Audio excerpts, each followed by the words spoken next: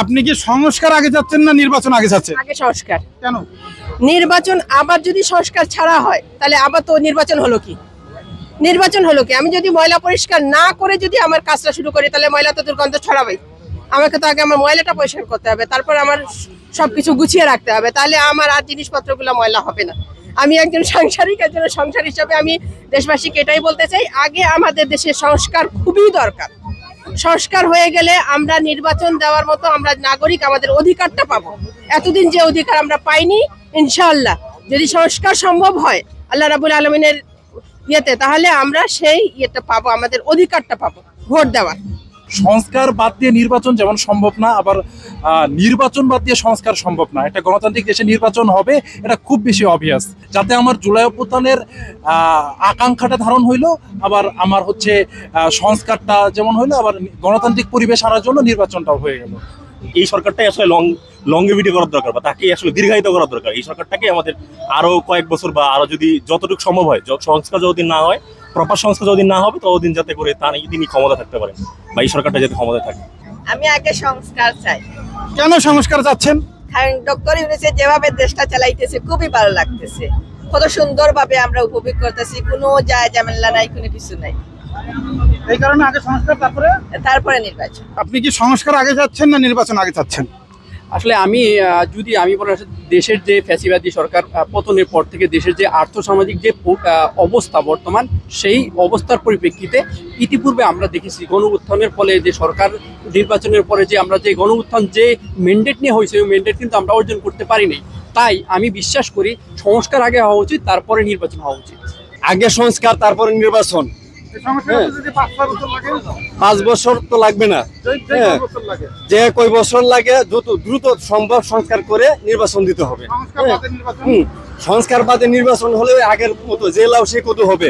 হ্যাঁ, আমি চাচ্ছি যে আগে সংস্কার হোক, তারপরে নির্বাচন হোক। আগে মানুষের অধিকার নিশ্চিত করা হোক, যে আমরা ভবিষ্যতে গিয়ে এই করব, এবং খুনি হাসিনার মতো যেন আমরা আবার স্বৈরাচার হয়ে না আসি। সংস্কার আগে না নির্বাচন আগে?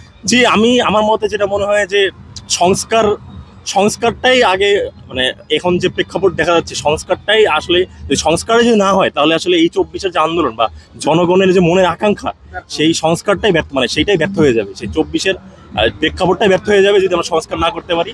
তো সংস্কার যদি প্রপার হতে পারে, পরে একটা সুষ্ঠু একটা নির্বাচন অবশ্যই সেই সংস্কার থেকে বেরিয়ে আসতে পারবে। হ্যাঁ, সংস্কার হওয়ার পরেই সেই সুষ্ঠু একটা পরিবেশ বেরিয়ে আসবে, যেখান থেকে মানুষের মনের আকাঙ্ক্ষাটা পূরণ হবে। আপনি কি সংস্কার আগে চান না নির্বাচন আগে চান? আমি অবশ্যই সংস্কার আগে চাই। কারণ হলো আমরা তো বিগত আমার এই প্রায় 45 বছর বয়সে দেখলাম যে আমরা আসলে রাজনৈতিক দল থেকে কোনো কিছু এরকম আমরা পাই নাই আমাদের জাতির জন্য। তো আমরা চাইতেছি এই গভর্নমেন্ট যেহেতু আসছে, এটা আমাদের জন্য বিশাল একটা অপরচুনিটি, এবং সংস্কার করলে যেন ভবিষ্যতে আর এরকম যেন আমাদের কোনো রাজনৈতিক দলকে যেন দেশ থেকে পালাতে না হয়। ঠিক আছে, এই জন্য আমরা সংস্কার চাচ্ছি, তারপরে নির্বাচন। আর অন্যদিকে যাচ্ছি, আপনি কি সংস্কার আগে চান না নির্বাচন আগে চান? আসলে সংস্কারটা প্রয়োজন, সংস্কারের পরে নির্বাচন প্রয়োজন, নির্বাচনও প্রয়োজন। কিন্তু যদি একটা সংস্কার হয়, যে এই মানুষগুলো রক্ত দিল, যে মানুষগুলো এই রক্তের বিনিময়ে আমরা এই দেশটা আবার নতুনভাবে এই আনন্দ করতে পারছি, এখানে দাঁড়ায় একসাথে ঈদ মিছিল করতে পারছি, তো আশা করি এই সংস্কারটা সবার জন্য সার্থক হবে, এবং সংস্কারের পরেই নির্বাচন হবে। না না না, সবাই আলহামদুলিল্লাহ খুব সুন্দরভাবে চলছে। আমি যেটা বিশ্বাস করি যে আমাদের জুলাই গণ অভ্যুত্থানের মেইন স্পিরিটকে সংস্কার ধারণ করে। এখন সংস্কার বাদ দিয়ে নির্বাচন যেমন সম্ভব না, আবার নির্বাচন বাদ দিয়ে সংস্কার সম্ভব না। একটা গণতান্ত্রিক দেশে নির্বাচন হবে, এটা খুব বেশি অবভিয়াস। এখন এটাকে বিতর্ক, মানে নির্বাচন আগে না সংস্কার আগে, এই আগে পিছের বিতর্কে না গিয়ে আমার কাছে মনে হয় সংস্কার যতটা জরুরি, নির্বাচন ঠিক ততটাই জরুরি। মানে আমি বলতে পারি না আমার ডান হাত বেশি গুরুত্বপূর্ণ না বাম হাত বেশি গুরুত্বপূর্ণ, তাহলে এটা আমার অস্তিত্ব নিয়ে সংকটে পড়ে যাব।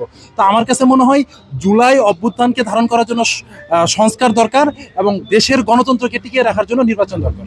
মানে আপনি বলতে চাচ্ছেন নির্বাচনের জন্য যৌক্তিক সময়, যেটা সংস্কার করলে ভালো দিকে মানুষ দেশটা যাবে, সেইটুক সময় আপনি দিতে চাচ্ছেন? তার যৌক্তিক সময় বলতে আসলে হ্যাঁ, আমি মনে করি যে সংস্কারটাকে পরিপূর্ণ হওয়ার পর নির্বাচন হওয়া উচিত, যাতে আমার জুলাই অভ্যুত্থানের আকাঙ্ক্ষাটা ধারণ হইলো, আবার আমার হচ্ছে সংস্কারটা যেমন হইলো, আবার গণতান্ত্রিক পরিবেশ আনার জন্য নির্বাচনটাও হয়ে গেল। আপনার ঈদের অনুভূতি যদি একটু বলতেন।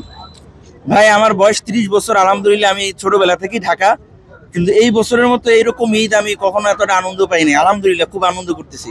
আসসালামু আলাইকুম। ওয়ালাইকুম আসসালাম। কেমন আছেন আপনি? আলহামদুলিল্লাহ ভাই। আপনার যে বয়স, এই বয়সে এত সুন্দর একটা আনন্দঘন মুহূর্ত বা আনন্দময় ঈদ আপনি কখনো পেয়েছেন কিনা? না না, এটা সত্যি রিমার্কেবল, মনে রাখার মতো একটা দিন আমি আজকে পেয়েছি, যেটা আমার সত্যি খুব ভালো লাগছে। এই বয়সে এসেও ছেলেবেলার কথা মনে হচ্ছে, কিন্তু ছেলেবেলার ঈদ আর এখনকার ঈদ একটু ভিন্ন ধরনের আর কি, অন্য ধরনের আমেজ। মনে হচ্ছে যে এখনো 15-16 বছর বয়সে ফিরে গেছে। এখানে আসার পর আপনাকে কি কি দিয়ে আপ্যায়ন করা হচ্ছে? আমাকে সেমাই, তারপরে লাড্ডু, বাতাসা, এইগুলো দিয়ে, এগুলো যদিও আমার খুব প্রিয় খাবার। ডায়াবেটিস একটু আছে যদিও, তারপরে খাচ্ছি, লোভ সামলাতে পারি নাই। আপনার বয়সে আপনি এই ধরনের আনন্দ পেয়েছেন কিনা? না পাই না, এই প্রথম এবার পাইছি। অনেক ভালো লাগছে, অনেক ভালো লাগছে। না অনেক ভালো করতেছে, অনেকে আছে ভালো, সুন্দর সুন্দর আছে, যাক অনুষ্ঠানটা দেখে অনেক ভালো লাগছে। আলহামদুলিল্লাহ। দর্শক, আমরা দেখতেছি যে এক বন্ধু আরেক বন্ধুর সাথে ঈদ আনন্দ ভাগাভাগি করতেছে। আপনারা দেখতে পাচ্ছেন যে একজন আরেকজনকে খাওয়াই দিচ্ছে। আপনারা দেখতে কত মহব্বত। আচ্ছা, আসসালামু আলাইকুম, ঈদ মুবারক। ঈদ মুবারক। কেমন আছেন? আর আপনার বয়সে আপনি এই ধরনের আনন্দময় ঈদ কখনো পেয়েছেন কিনা? আলহামদুলিল্লাহ অনেক ভালো আছি।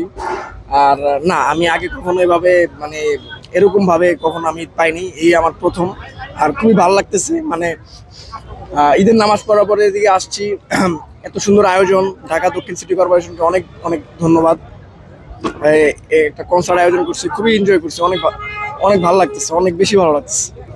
আপনার কাছে আমি জানতে চাচ্ছি যে আপনার বয়সে আপনি এই ধরনের আনন্দ কখনো পেয়েছেন কিনা? জি না। আপনার অনুভূতি বলেন যে আজকে কেমন লাগলো, কি অবস্থা? অবশ্যই অনেক বেশি ভালো, কারণ আগের আমলে যে রাজাবাদ সাথে যে ঈদ উদযাপন করতে ওইভাবে মানে ইয়ে করেছে আর কি। জি, র্যালিতে ছিলেন? জি অনেক ভালো লাগছে। না দর্শক, আপনারা দেখতে পাচ্ছেন যে এখানে এসে আপ্যায়নের খাবার পেয়েছে, অনেকগুলো নিয়ে যাচ্ছে। ভাই, কেমন লাগছে আপনার? এই তো ভালোই, আসলে রেসপন্স পাওয়া যাচ্ছে, সবাই অনেক খুশি হচ্ছে যে সবাই সেবা করতে পারতেছি, এই আর কি। আপনার এটা কি কাউকে দেওয়ার জন্য নিচ্ছেন নাকি? এটা সব না, আমার পার্সোনাল না, এটা সবাইকে মিলেতেছি, ঈদের খুশিটা সবাই সাথে ভাগাভাগি করতেছি। এটা সবার সাথে আনন্দ ভাগাভাগি করার জন্য ঈদের আনন্দ। জি, সবাইকে। আপনার বয়সে আপনি কি এই ধরনের ঈদ কখনো পেয়েছেন কিনা? না, এই ধরনের ঈদ আমি কখনো পাই নাই, কিন্তু ভবিষ্যতে এসব ঈদে আমরা চাই, এরকম ঈদে আমরা চাই। দর্শক, আপনারা যে তাঁবু দেখতে পাচ্ছেন, এই তাঁবুর ভিতরে আছে খাবারের ব্যবস্থা করা হয়েছে। এখানে শাহী সেমাই এবং লাড্ডু, তারপরে হচ্ছে বাতাসা রয়েছে। আপনারা দেখতে পাচ্ছেন যে সবাই তাদের ইচ্ছা মতন, কেউ এই যে লাড্ডু নিয়েছেন এবং বাতাসা শাহী সেমাই নিয়ে যাচ্ছে। আপনারা দেখতে পাচ্ছেন যার যার শুকরিয়া আল্লাহর। ভাই, আমি আমাকে খাওয়ার জন্য অনুরোধ করতেছে, তা আমি খাওয়ার চেষ্টা করি।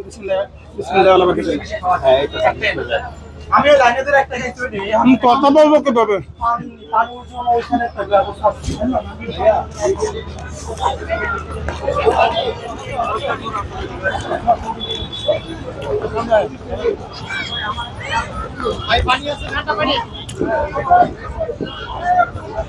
আসসালামু আলাইকুম। আসসালাম, ঈদ মুবারক।